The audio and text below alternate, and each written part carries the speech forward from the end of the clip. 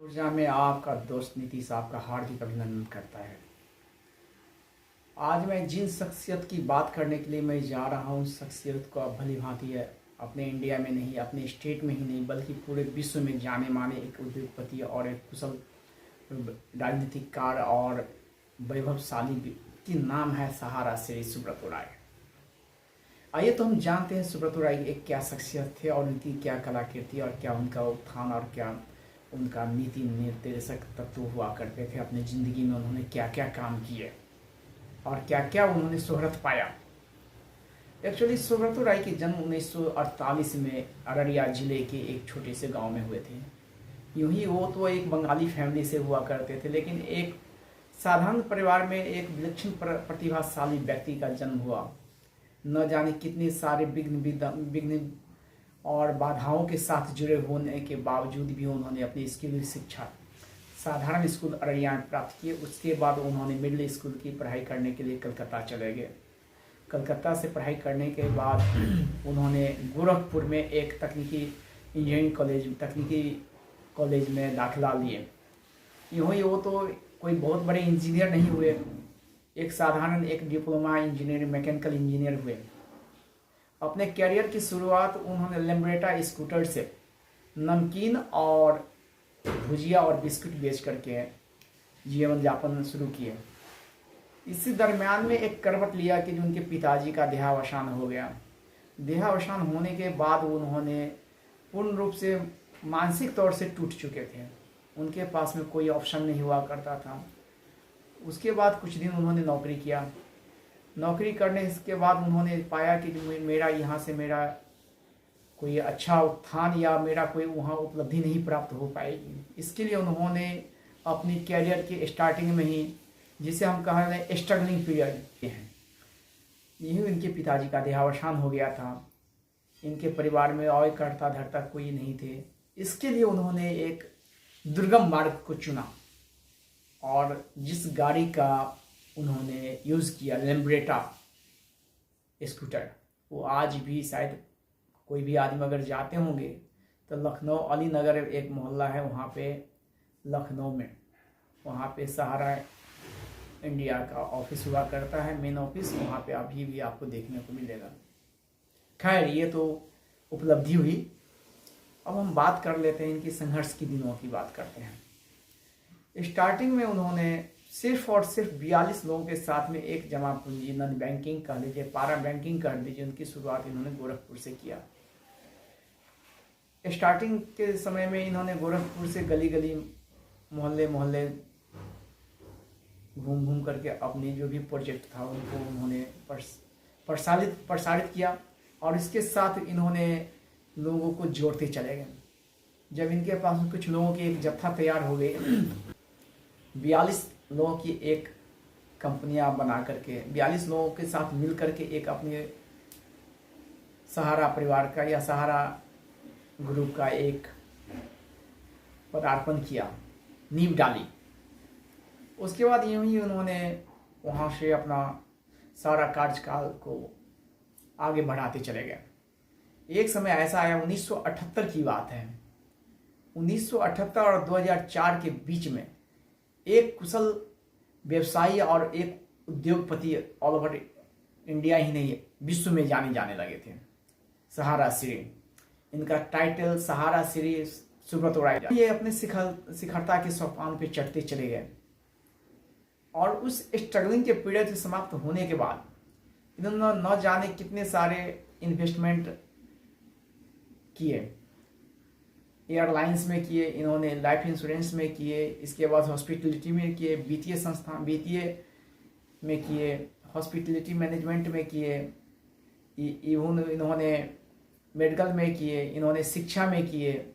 इन सबों में करके इन्होंने अपनी कदम किए। जहाँ तक की बात रह गई इनकी मानवता की, तो केदारनाथ में आए विभीषिका में भी इन्होंने बढ़ चढ़ करके उत्तराखंड में योगदान दिया। कारगिल में 127 परिवार के शहीदों के 127 परिवार को इन्होंने आर्थिक मदद की, वो भी इनका एक अमूल्य योगदान है। न जाने इनके डिग्री और डिप्लोमा कितना जुड़ते चला गया। बिहार के ही ललित नारायण मिथिला यूनिवर्सिटी हुआ करते हैं, वहाँ से ही डिलीट की मानक दी गई। हर स्टेट या इसके बाद अपने सिर्फ इंडिया की बात ना कर लें, अमेरिका इंग्लैंड से भी इनको अच्छी अच्छी डिग्री दी गई। इवन इंग्लैंड से इन्हें जो डिग्री मिली है उन्हें पीएचडी इन लीडरशिप में मिला।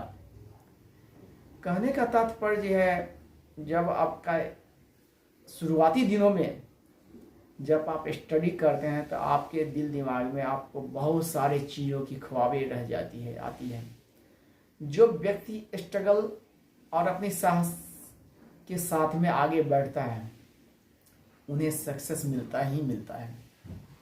आखिर क्या कारण है जो सहारा श्री मिस्टर सुब्रतो राय एक साधारण परिवार में जन्म लेने के बाद 11 अरब डॉलर की कंपनियों को उन्होंने खड़ा किया और न जाने उनसे लाखों लाख लोगों जुड़ा, और आज भी उनके जो समर्थक हैं या उनके अनुयायी हैं आज भी बहुत मिस कर रहे होंगे। सुब्रतो राय के बारे में यूँ भी कहा जाता है कि जो उन्होंने एक कुशल प्रशासक या कुशल औद्योगिक होने के बाद या व्यवसायी होने के बाद उनके पास में मानवता के भी धनी थे। उन्हें वो एक जुड़े आम जनता की तरह साधारण परिवार से आने के बावजूद भी, उतने ऊंची ऊंचाइयों पर चढ़ने के बावजूद भी एक सामान्य परिवार की तरह अपने जितने भी लोग थे उनसे जुड़े हुए होते थे। इसलिए उनके कोई भी सेमिनार हुआ करता था और जब उन्हें मिलने का मौका मिलता लोगों को तो जैसे लगता था सारे के सारे सहारा परिवार उनका अपना है। और इस चीज को ताउम्र उन्होंने बनाए रखा। इतनी शिखर पे चढ़ने के बावजूद भी उनके पास में कोई घमंड नहीं हुआ करता था, या उनके पास में कोई इतनी बड़ी प्रसिद्धि होने के बावजूद भी किसी भी प्रकार के किसी के साथ में कोई कंट्राडिक्शन नहीं हुआ। न जाने कितने जगह पे उन्होंने अपनी शोहरत की तो गगनचुंबी इमारतें खड़ी की, इसके बावजूद भी दानशीलता में भी वो अपने आप को बहुत अधिक विश्वास रखते थे, जिसके कारण सहारा श्री या सहारा परिवार का एक सामान्य नागरिक ही माना करते थे। इस कथन में मेरे कहने का तात्पर्य यह है कि जब भी कोई आदमी अपने आप को इतनी ऊंचाइयों पे चले जाते हैं तो संघर्ष के दिनों को या अपने फैमिलियर बैकग्राउंड को याद नहीं रखते हैं। लेकिन ये चीज़ को याद रखना चाहिए, जो इतनी बड़ी शोहरत, इतनी सारी व्यवसायी, इतने सारे उद्योगपति घराने से आने के बावजूद भी, इतनी सारी कलाकृति होने के बावजूद भी लोग सभी चीज़ यहीं का यहीं धरे का धरे रह जाते हैं। और 75 वर्ष की उम्र में सहारा श्री 14 नवंबर 2023 को इस माया नगरी को छोड़ करके चले गए। वहाँ से लौटना असंभव ही नहीं है, बल्कि सिर्फ उनकी एक याद ही काफ़ी रहेगी। यही श्रद्धांजलि उनके लिए हमारी तरफ से, सच्ची श्रद्धांजलि। जहाँ भी हैं उनकी आत्मा को ईश्वर शांति प्रदान करे। इस टॉपिक्स को शेयर करने का मेरा मेन मकसद है कि आज के डेट में नवयुवक या जो भी संघर्षशील प्राणी हैं वो अपने आप को हतोत्साहित हो जाते हैं। आप याद करिए, सहारा श्री जिस समय न उस समय कोई कम्युनिकेशन का मार्ग हुआ करता था, न टेली नेटवर्किंग का उतना मार्ग चुस्त दुरुस्त हुआ करता था, न उसमें कोई गजेट हुआ करता था, इलेक्ट्रॉनिक डिवाइसेस हुआ करते थे। और घर घर जा करके उनके जितने भी अनुयायी कह लीजिए या उनका फॉलोअर अपने बिजनेस को दिन रात करने के लिए लगभग इंडिया के हर कोने में गए होंगे। ये कुशल मैनेजमेंट की ये ताकत हुआ करता है। एक आदमी का सोच और पूरे कम्युनिटी का योगदान, ये सक्सेस मंत्र हुआ करता है। इसलिए जब भी आप कोई कार्य करें तो सिद्धि तो मिलेगी, लेकिन प्रसिद्धि प्राप्त करने के लिए आपको ऑल ओवर कम्युनिटी को साथ लेकर के चलना पड़ेगा। तब आज आप जा करके सक्सेस मंत्र प्राप्त करेंगे।